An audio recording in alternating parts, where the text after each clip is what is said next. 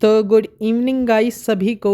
इस टाइम रात के 11 बज रहे हैं और मैं भी आप सभी की तरह एक एस्पिरेंट हूँ। मैं भी प्रिपेयर कर रहा हूँ गवर्नमेंट सर्विसेज के लिए।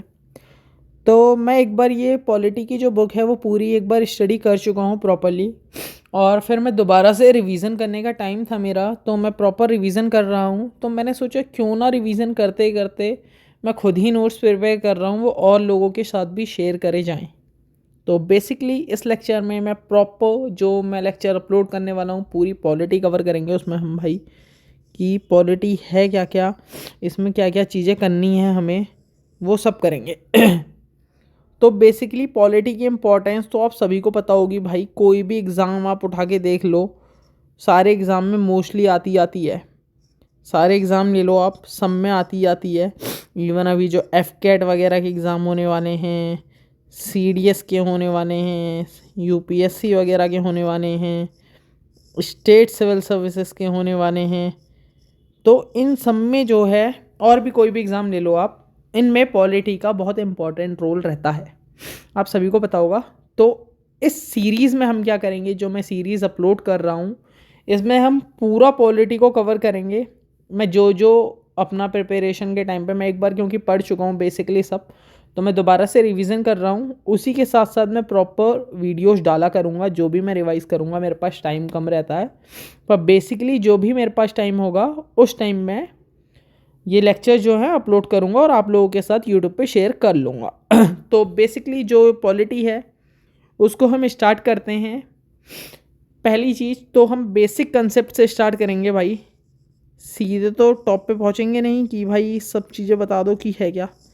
तो बेसिक कंसेप्ट से बात करेंगे। तो पॉलिटी में अगर सबसे पहली बात आती है तो सबसे मेन बात आती है लॉ। तो भाई लॉ होता क्या है, लॉ क्या होता है आप सबको पता होगा। लॉ एक वो चीज़ है जो कि मेंटेन करता है क्या, एक लार्ज बॉडी है जो मेंटेन करती है क्या, रूल्स को और रेगुलेशंस को। समझ गए। तो बेसिकली लॉ क्या है, एक लार्ज बॉडी है जो मेंटेन करता है किसको, रूल्स को और रेगुलेशंस को। ठीक है। तो एक चार्ट बनाऊंगा लॉ का, उसमें आपको मैं पूरा बता दूंगा। लॉ तो मैंने देखो यहाँ पे लिख दिया। तो जो लॉ है अब भाई उनको कैटेगराइज करते हैं हम। कैटेगराइज बोले तो कितने टाइप्स के लॉ हैं।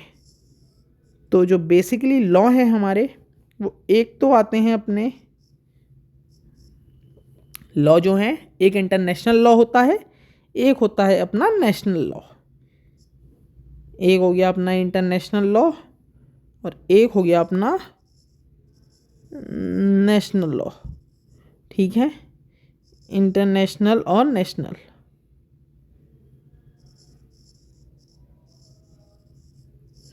तो इंटरनेशनल लॉ से आप क्या समझते हैं। इंटरनेशनल लॉ वो लॉ होता है जो रेगुलेट करता है बिटवीन स्टेट्स और नेशंस। ठीक है, वो हो गया इंटरनेशनल लॉ, नाम से ही पता लग जा रहा होगा। और जो नेशनल लॉ होता है वो लॉ होता है जो कि अप्लाइड होता है with in a state only, with in a state only. समझ गए। अब इंटरनेशनल लॉज में भाई ये भी टाइप के होते हैं और ये भी टाइप के होते हैं। आओ इनको भी क्लासीफाई कर लिया जाए, कलर चेंज कर लेते हैं। तो इंटरनेशनल लॉज की अगर मैं बात करूं तो इनको हम क्लासीफाई करेंगे, एक तो पब्लिक इंटरनेशनल लॉज और दूसरे आएंगे मेरे प्राइवेट इंटरनेशनल लॉज। ठीक है। और सेम उसी बेसिस पे जो नेशनल लॉज हैं इनको भी मैं क्लासीफाई करूँगा पब्लिक नेशनल लॉज और होंगे हमारे प्राइवेट नेशनल लॉज। ठीक है, समझ गए। पब्लिक वही होंगे कि भाई जो स्टेट और सिटीजन्स से डील करेंगे, स्टेट और सिटीजन से। ठीक है, सबके लिए कॉमन। प्राइवेट वही होंगे जो आपसी मुद्दे होते हैं घर परिवार के, ये होंगे सिटीजन्स ओनली में। सेम वहाँ पे भी आ जाएगा। ठीक है। अब पब्लिक लॉस को भी मैं, ये पार्ट तो आप छोड़िए इंटरनेशनल का, ये हम बाद में और डिटेल में कवर करेंगे। ये बेसिक इंट्रो दे रहा हूँ मैं बस आपको अभी। अब इसमें देख लीजिए कि इसमें और क्या क्या करना है हमें, किसमें, इस पार्ट में। जो इस पब्लिक में हम जाएंगे वो होते हैं हमारे, देखो, एक तो कॉन्स्टिट्यूशनल लॉज आ गए, ठीक है, एक आ जाएंगे अपने एडमिनिस्ट्रेटिव लॉज, ठीक है, एक अपने आ जाएंगे इसमें क्रिमिनल लॉज, ठीक है, और एक अपने आ जाएंगे इसमें सिविल लॉज। सबको डिटेल्स में पढ़ेंगे आने वाले लेक्चर्स में। सिविल लॉज का क्रिमिनल लॉज का अगर एग्जाम्पल देखा जाए तो भारतीय न्याय संहिता हो गई जो 2023 की है। ऐसे ही आने वाले टाइम में हम इन पूरे चीज़ों को डिटेल में हमने पढ़ना है आने वाले लेक्चर्स में। समझ गए आप? इतना तो समझ ही गए होंगे, ठीक है। ये रहा ओवरऑल लॉ का चार्ट कि भाई लॉ है क्या, समझ गए होंगे। बेसिक कंसेप्ट स्टार्टिंग कर दी लॉ से हमने। तो आइए अब आगे बढ़ते हैं। तो जो अब अगला टॉपिक हमारा होगा भाई, अगला टॉपिक हमारा क्या होगा, जो अगला टॉपिक अब मैं डालने वाला हूँ वो है कॉन्स्टिट्यूशन। अब थोड़ा बहुत जानिए भाई कॉन्स्टिट्यूशन के बारे में कि कॉन्स्टिट्यूशन होता क्या है। सुना तो सब नहीं होगा, कॉन्स्टिट्यूशन कॉन्स्टिट्यूशन तो बढ़ते रहते हैं सब। तो ओवरऑल कॉन्स्टिट्यूशन है क्या? तो जो कॉन्स्टिट्यूशन है ना भाई, वो है अपना हाईएस्ट लॉ। जो सबसे ऊपर का लॉ है वो है अपना कॉन्स्टिट्यूशन, ठीक है। क्या है? हाईएस्ट लॉ, या इसको हम बोलते हैं supreme law of the land. अब इसका मतलब क्या है supreme law of the land? इसका मतलब है कि जितने भी लॉज हैं, ठीक है, ओवरऑल बोला जाए तो sum total of all the laws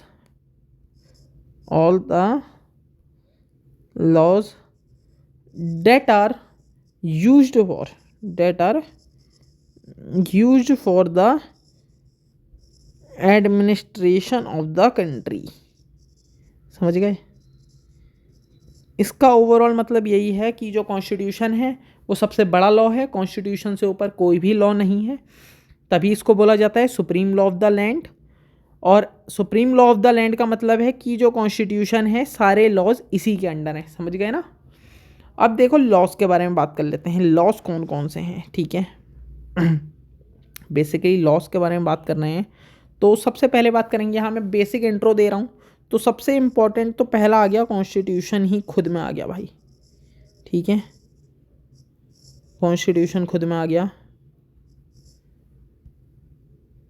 इसके बाद आ जाएगा अपना कॉन्स्टिट्यूशन के बाद आ जाएगा अपना स्टैट्यूटरी लॉज। स्टैट्यूटरी लॉज पता है ना आपने, जो स्टेट लेजिस्लेचर या पार्लियामेंट द्वारा पास करे जाते हैं सिंपल मेजॉरिटी से। इसके एग्जाम्पल कौन कौन से हो गए, जैसे हो गए BNSS भारतीय न्याय संहिता, ये सब इसके एग्जाम्पल हो गए। PMLA 2002। तो इनको अभी हम डिटेल्स में आगे पढ़ेंगे कि इसका प्रोसेस क्या होता है, सब अभी टेंशन मत लेना, एक इंट्रो टाइप का दे रहे हैं अभी बस। फिर तीसरे हो गए ऑर्डिनेंसेस। इसको भी बहुत अच्छे से पढ़ेंगे हम। ऑर्डिनेंस किसके पास होती है पावर? गवर्नर एंड प्रेसिडेंट के पास होती है ऑर्डिनेंस की पावर।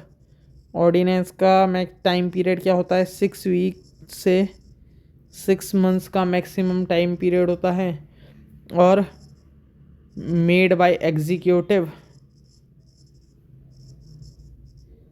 और क्या होते हैं, और टेम्पररी होते हैं, ठीक है। राइटिंग मत देखना, जो बोल रहा हूँ वो सुनते रहना बस, ठीक है। अब चौथी कैटेगरी की साइड को पढ़ते हैं। 3 पढ़ लिए ना, पहला क्या पढ़ा था? कॉन्स्टिट्यूशन, दूसरा स्टैट्यूटरी लॉज, और तीसरा पढ़ा ऑर्डिनेंसेस। चौथा आ जाएगा जुडिशियल डिसीजंस। जुडिशियल डिसीजंस में क्या क्या आ जाते हैं, जैसे इसमें आ जाएंगे judgments delivered by high court, supreme court, ठीक है। इसके सारे जजमेंट्स आ गए, जो केसेस वगैरह होते हैं वो सब इसमें आ जाता है। और फिर इसके बाद अगला आ जाएगा मेरा, जजमेंट्स के बाद मेरा आ जाएगा अगला इंटरनेशनल लॉज। इंटरनेशनल लॉज में आ जाएगा रिलेशनशिप की बात कर लेंगे हम, बेसिकली रिलेशन बिटवीन इंडिया, ठीक है, इंडिया का हो जाएगा and other countries, E.G China, example के रूप में चाइना, सारी कंट्रीज़ आ जाएंगी। ठीक है, इसमें इंटरनेशनल लॉज आ जाएंगे। फिर इंटरनेशनल लॉज के बाद आ जाएंगे मेरे बाई लॉज। ठीक है, बाई लॉज में क्या क्या होगा अपना, बाई लॉज में जो बाई लॉज होते हैं वो बनाए जाते हैं मेड बाय लेज़र एग्जीक्यूटिव्स। ठीक है, एग्जाम्पल आ जाएगा बाई लॉज का पंचायत, अरे म्यूनिसिपल पार्टीज़, पंचायत। ठीक है, ये सब चीज़ें इसमें आ जाएंगी बाई लॉज में। तो देखो बेसिकली इसमें क्या पढ़ा हमने, इसमें कॉन्स्टिट्यूशन पढ़ा कि कॉन्स्टिट्यूशन क्या होता है, हाईएस्ट लॉ है लैंड का, supreme law of the land बोला जाता है, total of all the laws that are used for administration of the country. इसमें अब लॉज के बारे में बात करें तो कॉन्स्टिट्यूशन बता ही दिया, स्टैट्यूटरी लॉज बता ही दिए कि क्या होते हैं, बेसिक और ऑर्डिनेंस बताई दिए। इनके बारे में डिटेल में आगे पढ़ना है हमने, इनके ऊपर स्पेसिफिक चैप्टर्स हैं। जुडिशियल डिसीजन बता दिया मैंने, और इंटरनेशनल लॉज का बता दिया, बाई लॉज का बता दिया। ठीक है, बाई लॉज के बाद आते हैं यूनियन टेरिटरीज़ का। बाई लॉज के बाद अब हम बात करेंगे यूनियन टेरिटरीज़ की। ठीक है, कौन सा पॉइंट है, मेरे ख्याल से 7वां होगा। इसमें क्या आ जाएंगे यूनियन टेरिटरीज़ में, रेगुलेशंस, रूल्स, नोटिफिकेशंस। ठीक है, जो कि बनाई गई होंगी किसके द्वारा, that are made by the executive government, executive governance. ठीक है, ये सब पढ़ लिया। और 8वां आ जाएगा मेरा क्या, पर्सनल लॉज। पर्सनल लॉज भी पता ही होंगे भाई सबको, हिंदू के अलग होते हैं। पर्सनल लॉज हो गए, जैसे किससे डील करेंगे, मैरिजेज, अडॉप्शन, प्रॉपर्टी राइट्स, उन चीज़ों में जो होते हैं वो आ जाते हैं। जैसे मुस्लिम का अलग है शरीयत लॉ, हिंदू का अलग है Hindu civil law, Hindu marriage law. ठीक है, तो ये आ जाएंगे। ठीक है, इसके अंदर अब देखो, जैसे रिसेंट में मैं उत्तराखंड से ही हूँ तो मुझे पता है उत्तराखंड ने यूनिफॉर्म सिविल कोड को अपनाया है, जो कि डीपीएसपी के अंदर में है और आर्टिकल 44 में है मेंशन। ठीक है, डीपीएसपी। तो डीपीएसपीज़ में क्या होता है कि जो सारे ये पर्सनल लॉज हैं, सारे पर्सनल लॉ हैं, उनको रिप्लेस कर देता है UCC. All personal laws are replaced by UCC, ये है यूसीसी। ठीक है, समान नागरिक संहिता। तो अब देखो, अब एक चीज़ बात कर देते हैं आपके सामने कि जो जैसे मैंने नंबरिंग करी थी ना 1 से लेकर 8 तक की। ठीक है, तो जो ये 1 से मेरे 7 तक के लॉज हैं ये गवर्नमेंट बनाती है, मेड बाय द गवर्नमेंट। ठीक है, और जो 8वां पर्सनल लॉज है भाई ये स्टेट बनाते हैं। ठीक है, सब्जेक्ट टू स्टेट दिया रहता है, क्योंकि हर स्टेट में अलग अलग रहता है, तो ये स्टेट बनाता है। अब जैसे एग्जाम्पल के तौर पे मैंने उत्तराखंड बोला, तो उत्तराखंड में मेरी यूसीसी लग गई है भाई, तो वहाँ पे जो 8th है वो होगा ही नहीं, मतलब पर्सनल लॉज वहाँ पे है ही नहीं, क्योंकि वहाँ पे यूसीसी लग गई। तो उत्तराखंड जो है मेरा फॉलो करेगा 1 से लेकर 7 तक के लॉज। समझ गए, पूरा अच्छे से समझ आ गया होगा ना। चलो ठीक है, अब आगे बढ़ते हैं। ठीक है, इतना क्लियर हो गया आपको, एक बार देख लो पूरी प्रॉपर स्लाइड। सबसे पहले हमने क्या करा, बेसिक कंसेप्ट डिसाइड करा। पॉलिटी में बताया मैंने कि क्या क्या यूज़ है, बेसिक कंसेप्ट बताया लॉ के बारे में कि लॉ भाई ओवरऑल है क्या, और लार्ज बॉडी है, रूल्स एंड रेगुलेशंस, और इंटरनेशनल लॉ है, नेशनल लॉ है, इनको क्लासीफाई करा, रिपब्लिक को क्लासीफाई करा। फिर कॉन्स्टिट्यूशन के बारे में बताया आपको कि कॉन्स्टिट्यूशन बेसिकली है क्या, इन लॉज के बारे में बताया, और ओवरऑल ये भी बताया कि क्या क्या लगा हुआ है। अब कॉन्स्टिट्यूशन तो पढ़ लिया आप लोगों ने। ठीक है, अब कॉन्स्टिट्यूशन के टाइप्स देख लो भाई। किसके टाइप्स, कॉन्स्टिट्यूशन के टाइप्स। ठीक है, राइटिंग मत देखना यार, बस ये देख लेना जो मैं लिख रहा हूँ, जो बोल रहा हूँ। कॉन्स्टिट्यूशन, अब अगर बात करी जाए तो कॉन्स्टिट्यूशन की, तो कॉन्स्टिट्यूशन होता है मेरा रिटन और अनरिटन। ठीक है, ठीक है ना। रिटर्न में क्या होता है भाई, जो सारी चीज़ें हैं वो प्रॉपर ग्रुप में रहती हैं मेरी, प्रॉपर ग्रुप में। मतलब जैसे एक फंडामेंटल राइट्स का हो गया, एक DPSPs का हो गया, ऐसे ऐसे मेरा सारी चीज़ें अलग रहती हैं। एक सुप्रीम कोर्ट का हो गया। इसमें क्या होता है, इसमें सारी चीज़ें एक ही में आ जाती हैं, ठीक है। अनरिटन ग्रुप नहीं होता प्रॉपर इसमें। जैसे सुप्रीम लॉज जो होते हैं, मतलब जो इंपॉर्टेंट लॉज होते हैं, इनको ऊपर रखा जाता है, इसमें ऐसा कुछ नहीं है। तो आओ बेसिक डिफरेंस वगैरह इनका देख लेते हैं। तो सुप्रीम कोर्ट तो किस में, रिटन कॉन्स्टिट्यूशन में और अनरिटन कॉन्स्टिट्यूशन में। ये फॉर्म में होते हैं डॉक्यूमेंट की, ठीक है। ये नहीं होते हैं फॉर्म में, ये ऐसी कोई फॉर्म में नहीं होते, ठीक है। और रिटन कॉन्स्टिट्यूशन में देखा जाए तो जो रिटन कॉन्स्टिट्यूशन में ये जो ये होते हैं, जो ये है, ये बनाया जाता है कॉन्स्टिट्यूएंट असेंबली द्वारा, made and enacted bye constituent assembly. और ये ऐसा कुछ नहीं होता, ये ग्रेजुअल एवोल्यूशन द्वारा होता है कि भाई हाँ आज ये ऐड हो गया तो ठीक है, ये इसमें पुट कर दो, आज ये हो गया ये इसमें पुट कर दो, ठीक है। ये ऐसे चलता रहता है। ये होते हैं जो रिटन लॉज होते हैं, ये लेस फ्लेक्सिबल होते हैं मेरे, ये मोर फ्लेक्सिबल हैं, ठीक है। ये मोर फ्लेक्सिबल है, समझ गए। रिटर्न और अनरिटर्न में होता क्या है। रिटर्न का एग्जांपल अगर मैं दूं तो अपना इंडिया हो गया, ठीक है, अपना USA हो गया, ठीक है। और अनरिटर्न का अगर मैं एग्जांपल दूं तो UK हो गया, समझ गए ना रिटर्न अनरिटर्न के बारे में भी। तो अब कॉन्स्टिट्यूशन आप पूरा पढ़ चुके हैं, आपको कॉन्स्टिट्यूशन मेरे अकॉर्डिंग आप समझ आ जाना चाहिए कि कॉन्स्टिट्यूशन होता क्या है, इसके टाइप्स क्या हैं। रिटन और अनरिटन ओवरऑल कॉन्स्टिट्यूशन में डिस्कस कर लिया हमने। तो एक आपको ओवर सा थोड़ा सा एक रिव्यू में आपके लिए एक डायग्राम बना देता हूँ कि कॉन्स्टिट्यूशन बेसिकली है क्या। एक गोलाई करो, एक गोलाई करो, मेरे पूछा भाई, एक ही करो, ठीक है। अब यहाँ पे लिख दो तुम कॉन्स्टिट्यूशन, बीच में डालो। ये वेन डायग्राम का कंसेप्ट तो पता ही होगा ना। हाँ, कॉन्स्टिट्यूशन बीच में आ गया मेरा। यहाँ पे डाल भाई, अपने डालेंगे यहाँ पे लीगल, ठीक है, मतलब जस्टिस। अपने यहाँ पे डालेंगे पॉलिटिकल, पॉलिटिकल बोले तो पावर, ठीक है।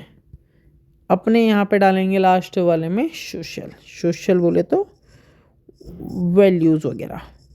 तो जो कॉन्स्टिट्यूशन है वो इन दोनों तीनों का ओवरऑल कंट्रीब्यूशन है। आप इसको अपने एज इट इज़, जब भी कॉन्स्टिट्यूशन के बारे में आए तो इंट्रो में कॉन्स्टिट्यूशन डिफाइन करना कि it is the supreme law of the land, और ये डायग्राम बनाना, ठीक है। आपको अच्छे नंबर मिल जाएंगे, उससे ज़्यादा ही मिलेंगे जो आपके उसमें लिख रहा है, ठीक है, समझ गए ना। हाँ, तो कॉन्स्टिट्यूशन के बारे में क्लियर हो गया आप लोगों को। अब जो बात करते हैं हम, अगला टर्म आता है अपना कॉन्स्टिट्यूलिज्म। इतना क्लियर हो गया ना। हाँ, अगला आता है अब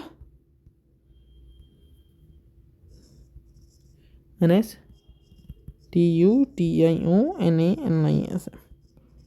ठीक है, कॉन्स्टिट्यूलिज्म। तो भाई इसका मतलब क्या होता है देख लो।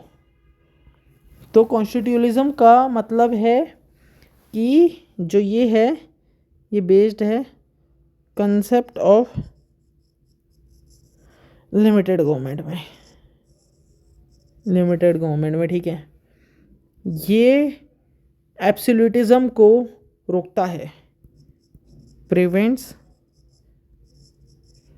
Absolutism. Limited government limited power कर देता है, अंधी पावर नहीं देता कि हाँ भाई तुम्हारी पास है सारी पावर। तो ये लिमिटेड गवर्नमेंट के प्रिंसिपल पे बेस्ड है और ये एब्सोल्यूटिज्म को प्रिवेंट करता है। तो एक डायग्राम बनाऊंगा, उससे आपका पूरा क्लियर हो जाएगा। तो ये है मेरा कॉन्स्टिट्यूलिज्म, समझ जाना, ठीक है। अब इसके अलग अलग कंपोनेंट्स हैं। अब कंपोनेंट्स देख लो भाई आप, कॉन्स्टिट्यूलिज्म के कंपोनेंट्स। पहला हो गया मेरा रूल ऑफ लॉ, ठीक है। दूसरा हो गया सेपरेशन ऑफ पावर, इनका ही बताऊंगा, ठीक है। और तीसरा हो गया मेरा रिस्पॉन्सिबल गवर्नमेंट, ठीक है। और चौथा हो गया मेरा इंडिविजुअल राइट्स। और पांचवा हो गया इंडिपेंडेंट जुडिशरी, ठीक है। ये सब मिलके क्या करती हैं, लिमिट कर देती हैं गवर्नमेंट को, ठीक है। बेसिकली यही है कॉन्स्टिट्यूशनलिज्म का मतलब। ये रहे सारे इतने सारे कंपोनेंट। तो अब बात करते हैं रूल ऑफ लॉ के बारे में। यहाँ पे लिख लेता हूँ, वहाँ पे खिड़चड़ पिचड़ हो जाएगी थोड़ी सी। रूल ऑफ लॉ क्या है आने वाले टाइम में और अच्छे से पढ़ेंगे जब हम रूल ऑफ लॉ के बारे में, जब हम फंडामेंटल राइट्स को डिस्कस करेंगे, ठीक है। तो जो रूल ऑफ लॉ है भाई, वो एक बेसिक स्ट्रक्चर का पार्ट है मेरा। Basic structure Kesavananda Bharati case में आया था, आप आगे अच्छे से डिटेल में पढ़ोगे इसे। तो इसको बेसिक स्ट्रक्चर किस में कहा था, एसपी गुप्ता केस में बोल दिया गया था कि जो रूल ऑफ लॉ है ये भी एक अपना बेसिक स्ट्रक्चर है, ठीक है। आगे सब बताएंगे आपको। रूल ऑफ लॉ का मतलब बेसिकली क्या है, एवी डाइसी ने कहा था, एवी डाइसी ने कहा था कि जो रूल ऑफ लॉ है उसका मतलब है supremacy of law. Supremacy of law की जो लॉ है भाई वो सबसे ऊपर है और सबके लिए सेम है, भले ही ऑर्डिनरी सिटीजन हो मेरा या कोई गवर्नमेंट ऑफिशियल हो, बहुत पावरफुल आदमी हो, कोई भी ले लो। तो जो लॉ रहेगा भाई सब लोगों के लिए, इन दोनों के लिए लॉ जो है वो सुप्रीम है और सबके लिए सेम है। समझ गए बेस रूल ऑफ लॉ का मतलब। एवी डाइसी जी ने कहा था कि जो रूल ऑफ लॉ है अपना, इसमें कहा था कि जो लॉ है वो सबके लिए सेम रहेगा, भले ही वो ऑर्डिनरी पर्सन हो या भले ही वो गवर्नमेंट ऑफिशियल हो। लॉ सुप्रीम है, सबसे ऊपर लॉ ही है। अब अगली चीज़ आ जाती है मेरी, रूल ऑफ लॉ समझ गए ना, कॉन्स्टिट्यूशनलिज्म का पार्ट है, ये एक कंपोनेंट है। दूसरा है मेरा सेपरेशन ऑफ पावर, ये भी बेसिक स्ट्रक्चर है मेरा। ये कौन से केस में कहा था, इंदिरा गांधी जी का एक केस था, इंदिरा गांधी वर्सेस राज नारायण। कब का केस था, ये था मेरा 1975 का केस। उस केस में बोला गया कि जो सेपरेशन ऑफ पावर है भाई वो भी एक बेसिक स्ट्रक्चर का पार्ट है। अब सेपरेशन ऑफ पावर का मतलब क्या है कि देखो 3 ऑर्गन्स होते हैं हमारे पता है ना, लेजिस्लेचर, एग्जीक्यूटिव और जुडिशरी। 3 ऑर्गन्स होते हैं, तीनों का अलग अलग वर्क होता है और तीनों सेपरेट होते हैं, ठीक है। और तीनों के पास पावर है चेक एंड बैलेंस की, ये इसका फंक्शन मेंटेन करता है, ये इसका फंक्शन मेंटेन करता है, ठीक है। चेक एंड बैलेंस की पावर है सेपरेशन ऑफ पावर में। अब चेक एंड बैलेंस के बारे में मैं आपको बता दूं कि एक ट्रायंगल बनाता हूं भाई, प्रॉपर एक्सप्लेन कर ही देता हूं, यहीं पे ख़त्म करते हैं इसकी कहानी। ये है क्या, ट्रायंगल है ये, देख लेना, चलो बन गया, फ़ोन में दिमाग है मेरे। सबसे ऊपर एग्जीक्यूटिव को रखा मैंने, ठीक है, यहाँ पे रखा मैंने एग्जीक्यूटिव को, यहाँ पे रखा मैंने लेजिस्लेचर को, यहाँ पे रखा मैंने जुडिशरी को। अब देखो एग्जीक्यूटिव क्या करता है, एग्जीक्यूटिव भाई मेरा करता है अपॉइंटमेंट ऑफ जजेस, ठीक है। और जजेस क्या करते हैं एग्जीक्यूटिव पे, जुडिशियल रिव्यू, ठीक है। अब जुडिशरी लेजिस्लेचर क्या करता है, रिमूव कर देता है, ठीक है, रिमूव कर देता है जजेस वगैरह को। और जुडिशरी क्या करता है, इस पे भी जुडिशरी करता है अपनी जुडिशियल रिव्यू की पावर, ठीक है। अब देखो जो लेजिस्लेचर है वो एग्जीक्यूटिव से क्वेश्चनिंग कर सकता है, क्वेश्चन आवर्स वगैरह में, ठीक है, क्वेश्चनिंग। और एग्जीक्यूटिव क्या करता है मेरा, वो प्रोसीडिंग्स वगैरह में पार्ट लेता है। तो यही है मेरा चेक्स एंड बैलेंस का प्रिंसिपल। देखो एग्जीक्यूटिव जुडिशरी पे है, जुडिशरी एग्जीक्यूटिव पे है, लेजिस्लेचर जुडिशरी पे है, जुडिशरी लेजिस्लेचर पे है, एग्जीक्यूटिव लेजिस्लेचर पे है और लेजिस्लेचर एग्जीक्यूटिव है। एक एक को अपॉइंट करता है तो एक दूसरे को चेक करता है, लिमिटेड गो, ठीक है। ये है doctrine of checks and balances. समझ गए आप। ओवरऑल ये बताता है कि भाई किसी के पास ज़्यादा पावर नहीं है, सबको बराबरी का हक है, ठीक है। मेंटेन चेक्स एंड बैलेंस करता है और कुछ नहीं करता, समझ गए। तो सेपरेशन ऑफ वो भी पढ़ लिया आपने। अब फिर बात करते हैं इसके तीसरे पार्ट की। क्या था तीसरा पार्ट, ये हो गया, ये हो गया। अब पढ़ते हैं रिस्पॉन्सिबल गवर्नमेंट के बारे में, ठीक है। कलर चेंज कर लो पेन का।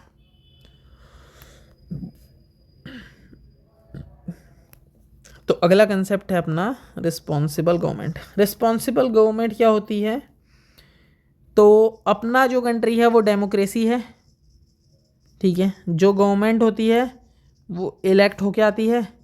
तो भाई ओवरऑल रिस्पॉन्सिबल गवर्नमेंट का मतलब यही है कि जो हमारे यहाँ के लोग हैं, पीपल हैं, उनको हक है कि वो गवर्नमेंट से क्वेश्चनिंग वगैरह कर सकते हैं, क्वेश्चनिंग वगैरह कर सकते हैं। और जो गवर्नमेंट है वो उनको अकाउंटेबल रहेगी, उनके सवालों का जवाब वगैरह देगी। ठीक है, अब ये क्वेश्चनिंग वगैरह किस किस चीज़ में करते हैं, इसका एग्जांपल हो गया जैसे कि लाइक क्वेश्चन आवर का टाइम मिला रहता है। ठीक है, question hour, no confidence motion के थ्रू हटा दो भाई। ठीक है, ये सब रहे ETC। समझ गया रिस्पॉन्सिबल गवर्नमेंट का मतलब भी। अब अगला पॉइंट है मेरा इंडिविजुअल राइट्स। ठीक है, देखो ये भी हो गया। अब आ गए इंडिविजुअल राइट्स में। इंडिविजुअल राइट्स क्या होते हैं भाई, कि जो हमारा कॉन्स्टिट्यूशन है उसने जो इंडिविजुअल्स हैं, जो यहाँ पे लोग वगैरह रह रहे हैं, जो सिटीजन्स हैं, उनको सर्टेन राइट्स ग्रांट कर रखे हैं, उन्हीं को इंडिविजुअल राइट्स कहते हैं। जैसे कि फंडामेंटल राइट्स जो कि पार्ट 3 में मेंशन है। अगर फंडामेंटल राइट्स किसी के हार्म होते हैं या किसी के तोड़े जाते हैं तो वो डायरेक्ट सुप्रीम कोर्ट में जा सकता है आर्टिकल 32 के अंदर। कमेंट सेक्शन में मेंशन करना सुप्रीम कोर्ट का आर्टिकल, तो मैंने बता दिया। हाई कोर्ट का आर्टिकल कौन सा है, कोई नहीं, ज़्यादा टेंशन मत लेना। अगर आप नए हो तो मैं भी मान रहा हूँ कि अभी आपको नहीं आएगा। ठीक है, टेंशन मत लेना। तो इंडिविजुअल राइट्स भी पढ़ लिया भाई। अब इंडिविजुअल राइट्स के बाद एक और रह गया था मेरा, क्या रह गया था, इंडिपेंडेंट जुडिशरी। इंडिपेंडेंट जुडिशरी मतलब कि भाई जुडिशरी टॉप पे है, जुडिशरी को राइट है कि वो गवर्नमेंट पे निगरानी रख सके और गाइड कर सके कि अगर वो गलत हो रही, जैसे अगर लोगों के फंडामेंटल राइट्स को हार्म करा जाए तो वो सीधे कोर्ट में जा सकता है आर्टिकल 32 के तहत और चेक कर सकता है भाई कि हाँ मेरे आर्टिकल का वायोलेशन हुआ है, तो जुडिशियल रिव्यू उस पर रोक लगा देगा। क्या लगा देगा, रोक लगा देगा कि हाँ भाई तुम गलत कर रहे हो, और अपना डिसीजन सुना देगा और इसको प्रोटेक्ट कर लेगा। ठीक है, ये जुडिशियल रिव्यू का कंसेप्ट ओवरऑल ये है कि लिमिट कर देता है ये। ठीक है, पार्लियामेंट में लिमिट डाल देता है। ठीक है, और जुडिशियल रिव्यू को पावर भी मिली थी जब स्ट्रक डाउन कर दिया था। क्या स्ट्रक डाउन 99 कॉन्स्टिट्यूशनल अमेंडमेंट से, 99 कॉन्स्टिट्यूशनल अमेंडमेंट एक्ट से, जब हमने NJAC को स्ट्रक डाउन कर दिया था। NJAC का मतलब है नेशनल जुडिशियल अपॉइंटमेंट काउंसिल। ठीक है, ओवरऑल समझ गए ना आप कि क्या क्या पढ़ा हमने कॉन्स्टिट्यूशन पढ़ा सबसे पहले। एक बार आपको ऊपर से दिखा देता हूँ कि ये आज हमने पढ़ा क्या क्या ओवरऑल। तो सबसे पहले तो मैंने आपको पॉलिटी के बारे में बताया कि पॉलिटी ओवरऑल है क्या, इसका काम वगैरह क्या है। फिर बेसिक कंसेप्ट्स के बारे में बताया कि लॉ का मैंने आपको ओवरऑल ये दे दिया पूरा कि है क्या। फिर कॉन्स्टिट्यूशन के बारे में पढ़ा हमने। फिर हमने उत्तराखंड की UCC भी डिस्कस कर ली। जो स्टेट PCS वाले हैं, गारंटी से बोल रहा हूँ, गारंटी से ये क्वेश्चन पक्का आएगा भाई, पक्का। फिर कॉन्स्टिट्यूशन के टाइप्स देखे हमने, रिटन, अनरिटन, कुछ और भी हैं, अमेंडेबिलिटी के बेस पे भी हैं। तो उसके बाद जो मैं अगला लेक्चर लाऊंगा ना, ये जो छोटे छोटे कंसेप्ट छूट रहे हैं वो उसमें डिस्कस कर लेंगे, और जो आपके कमेंट्स में डाउट्स वगैरह आएंगे वो भी डिस्कस कर लेंगे। फिर ओवरऑल मैंने बोला कॉन्स्टिट्यूशन है क्या, लीगल, पॉलिटिकल और सोशल वैल्यूज़ का ओवरऑल समअप है। फिर कॉन्स्टिट्यूशनलिज्म पढ़ा भाई हमने। कॉन्स्टिट्यूशनलिज्म का मतलब होता है कि लिमिटेड गवर्नमेंट प्रोवाइड करना और एब्सोल्यूटिज्म को रोकना, गवर्नमेंट को इतनी शक्ति ना दे देना कि वो अपनी मर्जी से ही सारी चीज़ें करे। समझ गए। और फिर इसके हमने कंपोनेंट्स पढ़े, रूल ऑफ लॉ है, सेपरेशन ऑफ पावर है, रीजनल गवर्नमेंट है और रिस्पॉन्सिबल गवर्नमेंट, और ये है इंडिविजुअल्स राइट्स, इंडिपेंडेंट जुडिशरी, और ये लिमिट किसको कर देते हैं, गवर्नमेंट को। ठीक है, ये सब हमने पढ़ लिया। और यहाँ पे हमने सेपरेशन ऑफ पावर, इसमें हमने चेक्स एंड बैलेंस भी पढ़ लिया पूरा कि चेक्स एंड बैलेंसेस है क्या। फिर यहाँ पे हमने पूरा प्रॉपर डिफाइन करा और यहाँ पे ये ख़त्म होता है। और फिर अगला टॉपिक मैं स्टार्ट करता हूँ आपका, इसी के अंडर है, थोड़ा यार गले में प्रॉब्लम हो रही है। अगला टॉपिक है कॉन्स्टिट्यूशनल मोरालिटी। कॉन्स्टिट्यूशनल मोरालिटी इसका मतलब ओवरऑल क्या है, बुक्स वगैरह में देखोगे तो यार खाली हाइप दे रखी है एकदम।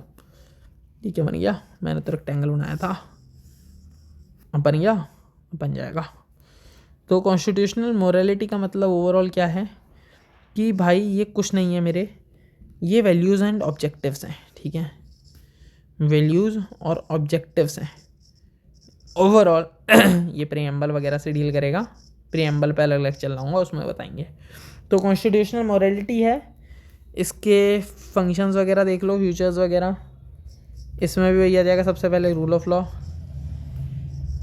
ठीक है। दूसरा आ जाएगा इसमें checks and balances, checks and balances, ठीक है। और आ जाएगा जुडिशियल रिव्यू, और आ जाएगा मेरा इसमें आ जाएगा जस्टिस, ठीक, ये सब इसमें आ जाएगा, ठीक है। अब इसके कुछ इंपॉर्टेंट केसेस हैं, वो अभी ख़त्म कर दूँ तो बेटर रहेगा, तो अभी बता दे रहा हूँ मैं। तो इसमें केसेस हैं कुछ, ठीक है। कॉन्स्टिट्यूशनल मोरालिटी का बेसिक मतलब वही है कि वैल्यूज़ और ऑब्जेक्टिव्स पे बेस्ड है, ठीक है। कॉन्स्टिट्यूशनल मोरालिटी मतलब सीधे सीधे क्या है, justice, liberty, equality and fraternity. ये सारे वर्ड्स प्रियम्बल में हैं, तब मैं इसको यहाँ पे ज़्यादा डिटेल में नहीं कर रहा हूँ। जब प्रियम्बल का लेक्चर आएंगे, शायद तीसरा या चौथे लेक्चर में डिस्कस करेंगे प्रियम्बल के बारे में, तो वहाँ पे मैं प्रॉपरली बताऊँगा कि ओवरऑल है क्या ये। तो इस पे केसेस हैं, ये इंपॉर्टेंट है। केसेस के बारे में बता दूँ भाई मैं, केसेस के एग्जाम्पल हैं यहाँ पे। तो सबसे पहला जो अपना है वो है, आगे आपने पढ़ने हैं ना ये, क्योंकि तभी बता दे रहा हूँ। नवतेज सिंह जौहरी का केस है एक भाई, नवतेज सिंह जौहरी, ठीक है। कब का ये, 2018 का। तो इसमें क्या था, ओवरऑल ये होमोसेक्सुअलिटी की राइट्स के लिए था कि जो होमोसेक्सुअल, पता है ना आपको, सेम पर्सन सेम जेंडर के लोग जो हैं वो शादी वगैरह कर सकते हैं, कोई प्रॉब्लम ना हो। तो इसमें सुप्रीम कोर्ट ने बेसिकली आर्टिकल 14 एंड आर्टिकल 21 के उसमें बोल दिया था कि हाँ भाई ये सही है, उनको अपना राइट है, ठीक है। तो ये जब फंडामेंटल राइट पढ़ाऊँगा तो और बताऊँगा। ओवरऑल मैंने आपको बता दिया कि इस केस में क्या था कि होमोसेक्सुअलिटी के फंडामेंटल्स को कि बोल दिया था कि सेम जेंडर में मैरिजेस अलाउड है, लोग उसको गलत नज़रों से ना देखें। दूसरा केस है मेरा, कलर चेंज कर लेते हैं, सबरीमाला केस, सबको पता होगा मोस्टली पता ही होगा यार सबको। सबरीमाला केस ये भी 2018 का है। इसका एक और नाम है, इसका एक और नाम जो है वो है, कलर चेंज करूँ, फिर से कर देते हैं चलो इसको, और young lawyer association versus state of Kerala के नाम से भी जाना जाता है। इसका ओवरऑल है क्या कि एक टेम्पल था, जब मेंस्ट्रुअल पीरियड्स वगैरह होते हैं गर्ल्स में, तो उनको टेम्पल में जाने का अधिकार छीन लिया गया था। जब मेंस्ट्रुअल पीरियड में गर्ल्स की टेम्पल में एंट्री रेस्ट्रिक्टेड कर दी थी, तो सुप्रीम कोर्ट ने बोला ये गलत है भाई, तो और बोला कि ये सबका अधिकार है, और बोला कि गर्ल्स की एंट्री अलाउ होगी आर्टिकल 14 और आर्टिकल 25 के उसमें बोल दिया। ये आर्टिकल जो मैं मेंशन कर रहा हूँ, ये जब फंडामेंटल राइट्स पढ़ेंगे तब ज़्यादा डिटेल्स में पढ़ेंगे। अभी मैं आपको बस केस बता दे रहा हूँ कि थोड़े पढ़े लिखे लोगों, ठीक है, मैंने तो पढ़ रखा है तब मुझे अच्छे से याद है एक एग्जांपल और देख लेते हैं इसका, केशवानंद भारती केस, बहुत इंपॉर्टेंट केस है। इस पे तो अगर मैं 1 घंटे का लेक्चर ले आऊँ तो वो भी कम पड़ेगा। जो मैं बेसिक स्ट्रक्चर कर रहा हूँ वो यहीं से आया है, ठीक है, बेसिक स्ट्रक्चर वगैरह पूरा इसी से आया है, ठीक है। इसके बारे में अलग से लेक्चर लेके आएंगे। समझ गए आप इतना? तो अभी तक अपने ने क्या कर लिया ओवरऑल ऊपर से देखते हैं एक बार। पॉलिटी बता दी, बेसिक कंसेप्ट्स बता दिया कि लॉ क्या है, और लॉज को डिफाइन कर दिया कि कितने टाइप्स के हैं, और कॉन्स्टिट्यूशन के बारे में बता दिया, और पूरे ये 8 टाइप के ये भी डिस्कस कर दिए। इनके प्रॉपर आगे आने वाले लेक्चर्स में हम डिसाइड करेंगे, ठीक है, और प्रॉपर इनके बारे में घुसेंगे। अभी तो बेसिक कंसेप्ट, चैप्टर का नाम ही मैंने बोल दिया कि बेसिक कंसेप्ट्स के बारे में डील कर रहे हैं। फिर टाइप्स बता दिए, टाइप्स और भी हैं, अमेंडेबिलिटी के बेसिस पे, रिजिड है, फ्लेक्सिबल है तो उसके बेसिस पे भी हैं, और प्रॉपर डिस्कस करेंगे। कॉन्स्टिट्यूशनलिज्म के बारे में बता दिया मैंने कि इसके कंपोनेंट्स बता दिए, ओवरऑल आपको आइडिया दे दिया। ये फंडामेंटल राइट्स वगैरह में और पढ़ेंगे अभी हम, ठीक है। फिर बता दिया मैंने आपको कॉन्स्टिट्यूशनल मोरालिटी जो बेस्ड है वैल्यूज़ और ऑब्जेक्टिव्स पे ही बेस्ड है। वैल्यूज़ और ऑब्जेक्ट हैं क्या भाई, ये ओवरऑल क्या है, जस्टिस, लिबर्टी, इक्वलिटी, फ्रेटर्निटी, ठीक है। इतना पढ़ लिया आपने। तो इसके बाद अब बात करते हैं हम फॉर्म्स ऑफ गवर्नमेंट की, किस टाइप में फॉर्म्स ऑफ गवर्नमेंट ठीक है। हाँ, तो ये तो भाई आता ही होगा, मेरे अकॉर्डिंग तो आता ही होगा। तो जो फॉर्म्स ऑफ गवर्नमेंट हैं, एक तो डिक्टेटोरियल फॉर्म हो गई, ठीक है, और एक हो गई मेरी डेमोक्रेटिक फॉर्म, ठीक है, डेमोक्रेटिक फॉर्म। इसमें क्या होता है, इसमें क्या है, autocratic form of government. Autocratic form of government absolute power है भाई, एब्सोल्यूट पावर है। डेमोक्रेटिक में क्या होता है, एक सिस्टम होता है गवर्नमेंट का जिसमें जो पावर है वो लोगों में वेस्टेड है, power is vested in people, ठीक है, क्योंकि लोग ही डिसाइड करते हैं हमारा ये वो होगा कि ये हमें इलेक्ट करेगा, हम एक को वोट देते हैं, मल्टीपल लोग होते हैं, अपना वोट कास्ट करते हैं और एक जने को इलेक्ट करते हैं, ठीक है, समझ गए, हाँ यही है, ठीक है। अब एक स्टेट के बारे में बता दूं कि इसमें स्टेट भी आ जाएगा। स्टेट आपके मुताबिक क्या है, स्टेट वो चीज़ है जहाँ पे पॉपुलेशन हो, टेरिटरी के उसमें हो, और एक गवर्नमेंट हो, और क्या हो, और सोवरेन हो, ठीक है। अब स्टेट की बात क्यों करी मैंने, क्योंकि जो ये फॉर्म्स ऑफ गवर्नमेंट हैं, ये गवर्नमेंट की फॉर्म कहाँ होंगी भाई, ये स्टेट में ही तो होंगी। तब मैंने आपको बेसिक आइडिया दे दिया है स्टेट की है क्या। स्टेट का जिक्र हम आर्टिकल्स में करेंगे आगे जब फंडामेंटल राइट्स पढ़ेंगे हम तब, ठीक है। इतना समझ गया ना, डिक्टेटोरियल फॉर्म और डेमोक्रेटिक फॉर्म ऑफ गवर्नमेंट, ये तो बेसिक की बात कर रहे हैं भाई हम, उतना उसमें तो घुस भी नहीं रहे हैं हम कि ये है क्या, ठीक है, समझ गया ना। अब बात करते हैं डेमोक्रेटिक फॉर्म ऑफ गवर्नमेंट की, ठीक है। डेमोक्रेटिक फॉर्म ऑफ गवर्नमेंट है क्या, डेमोक्रेटिक फॉर्म ऑफ गवर्नमेंट है वो क्या है, एक डायरेक्ट डेमोक्रेसी है, एक रिप्रेजेंटेटिव डेमोक्रेसी है, ठीक है। डेमोक्रेटिक फॉर्म ऑफ गवर्नमेंट अपने वहाँ यही है, डायरेक्ट डेमोक्रेसी है, और एक क्या है, रिप्रेजेंटेटिव डेमोक्रेसी है, ठीक है। उतना कुछ है नहीं इसमें तो मैं डिस्कस करूँगा नहीं ज़्यादा। अब एक आता है अपना पार्लियामेंट्री फॉर्म ऑफ गवर्नमेंट और एक आता है प्रेसिडेंशियल फॉर्म ऑफ गवर्नमेंट, ठीक है, हाँ। तो थोड़ा बहुत इसके बारे में बता देता हूँ आपको, डायग्राम बना रहा हूँ, डायग्राम देख लेना भाई, बस इसी में है पूरा, डायग्राम समझ जाओगे तो पूरा समझ जाओगे। सबसे पहले पार्लियामेंट्री सिस्टम का बना देते हैं, तो ये रहा मेरा पार्लियामेंट्री सिस्टम, ठीक है। क्यों थ्योरी रटनी भाई, प्रॉपर अगर अच्छे से पढ़ोगे कोई दिक्कत नहीं आने की। तो जो पार्लियामेंट्री सिस्टम है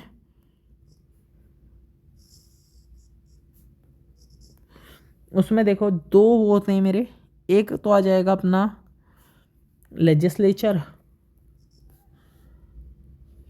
एक आ जाएगा अपना लेजिस्लेचर ब्रांच, और एक आ जाएगी अपनी एग्जीक्यूटिव ब्रांच, ठीक है, ठीक है। और ये दोनों क्या होते हैं,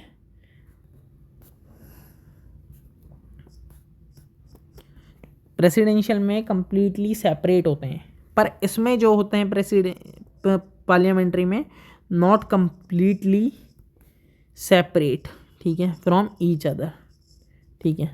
जो एग्जीक्यूटिव होता है भाई वो रिस्पॉन्सिबल होता है मेरा किसको, रिस्पॉन्सिबल होता है लेजिस्लेचर को, ठीक है। पार्लियामेंट्री फॉर्म ऑफ गवर्नमेंट में मेरे पास हैज़ क्या होता है भाई, मेरे पास प्रेसिडेंट भी होता है, और जो प्रेसिडेंट होता है मेरा, प्रेसिडेंट क्या होता है, हेड ऑफ स्टेट होता है, ठीक है, समझ गए। और अब इसमें देखो जो एग्जीक्यूटिव ब्रांच है ना मेरी, जो एग्जीक्यूटिव ब्रांच है उसमें पीएम होता है और काउंसिल ऑफ मिनिस्टर्स होते हैं। कौन होता है, पीएम और काउंसिल ऑफ मिनिस्टर्स। विथ क्या होता है, जो प्राइम मिनिस्टर होता है वो हेड होता है, हेड ऑफ गवर्नमेंट। अगर प्राइम मिनिस्टर गया तो उसकी पूरी काउंसिल डूब जाएगी, आपने न्यूज़ में भी सुना होगा।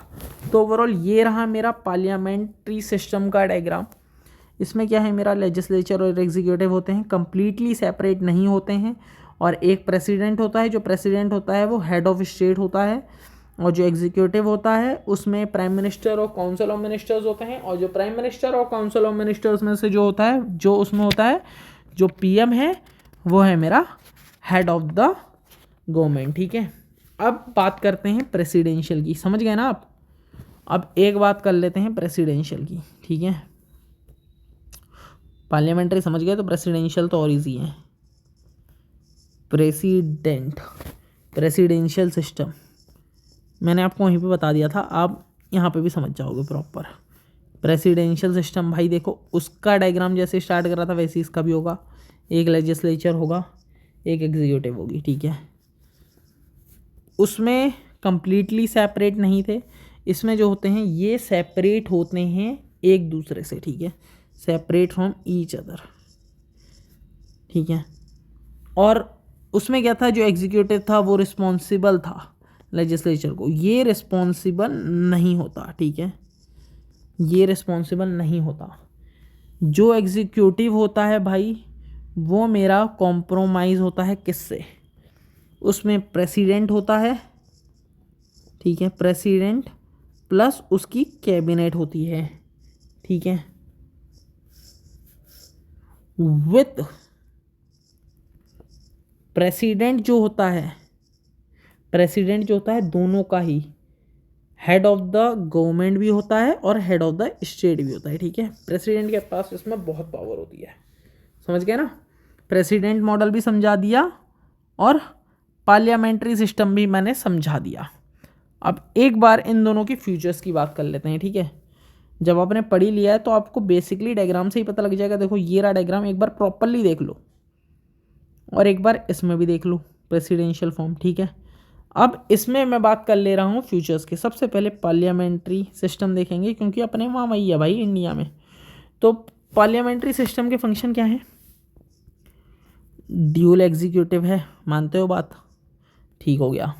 मेजॉरिटी पार्टी का रूल है, जो जीतता है उसी को बनता है, ठीक हो गया। और कलेक्टिव रिस्पॉन्सिबिलिटी है कि नहीं है। जब आगे बढ़ाऊंगा तो प्रॉपर डिटेल में बढ़ाऊंगा, इतना आपको मैं मानता हूँ कि इतनी आपके अंदर बेसिक नॉलेज होगी कि इतना तो आपको पता ही होगा। और डबल मेंबरशिप है कि नहीं है, ठीक है। फ्यूजन ऑफ पावर है कि नहीं है, फ्यूजन ऑफ पावर भी है। डिसोल्यूशन ऑफ लोअर हाउस है कि नहीं है, ठीक है। तो ये रहे पार्लियामेंट्री सिस्टम के एग्जांपल मेरे, और प्रेसिडेंशियल सिस्टम के मैं यहाँ पे फंक्शंस बता दे रहा हूँ। उसमें डबल एग्जीक्यूटिव था तो इसमें सिंगल एग्जीक्यूटिव आ गया। उसमें क्या था, मेजॉरिटी पार्टी रूल था, तो इसमें क्या होता है, उसमें मतलब हटा भी सकते हैं। इसमें क्या होता है, ये फिक्स्ड हो जाता है भाई, जीतते ही फिक्स्ड हो जाता है। और जो वो होते हैं प्रेसिडेंट और लेजिस्लेचर जो होते हैं वो सेपरेट होते हैं अपने, ठीक है, समझ गए ना। हाँ, और क्या होता है, उसमें कलेक्टिव रिस्पॉन्सिबिलिटी थी, इसमें नॉन रिस्पॉन्सिबिलिटी है, ठीक है। और इसमें क्या है, डबल मेंबरशिप थी, इसमें सिंगल मेंबरशिप है। और इसमें काउंसिल ऑफ मिनिस्टर्स होती है, इसमें क्या होता है, डोमिनेशन होता है प्रेसिडेंट का खाली, ठीक है। ये था, उसमें था फ्यूजन ऑफ पावर था, इसमें क्या है, सेपरेशन ऑफ पावर है। उसमें डिसोल्यूशन ऑफ लोअर हाउस है, इसमें no dissolution of lower house है, ठीक है, ठीक है ना, समझ गया ना।